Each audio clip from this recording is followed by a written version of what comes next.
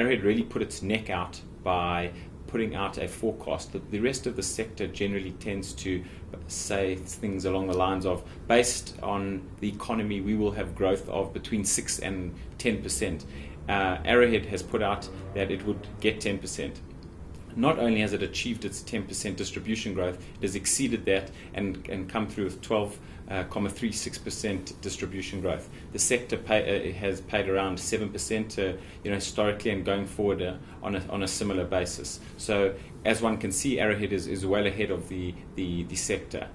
Over and above that, we were able to grow our asset base by just over 720 million rand in terms of the properties that we acquired and that transferred during the past financial year. The assets have grown to 3.1 billion.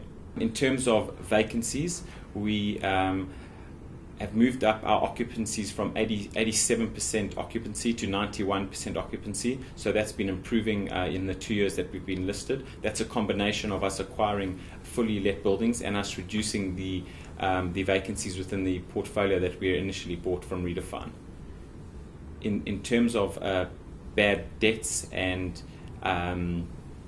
it's very low compared. It's in line with the sector, should I say. I think it's expected that it would be higher for a company like Arrowhead, but with good debt management and making sure that tenants that aren't paying are out of our portfolio, we've managed to keep that down to a low level.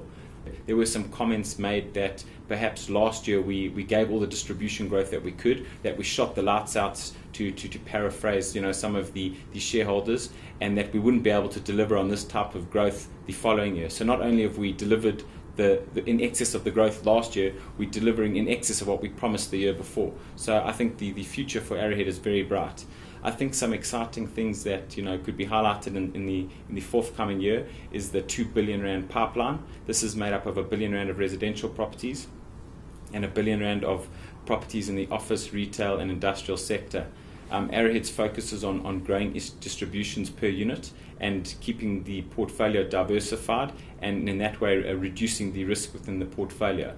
I think that the residential avenue is really allowing us to increase this pipeline, and to obviously to look at properties that no one else is looking at. Really gives us a unique selling point and an increased way to be able to grow our distributions further, which is really the strategy of Arrowhead.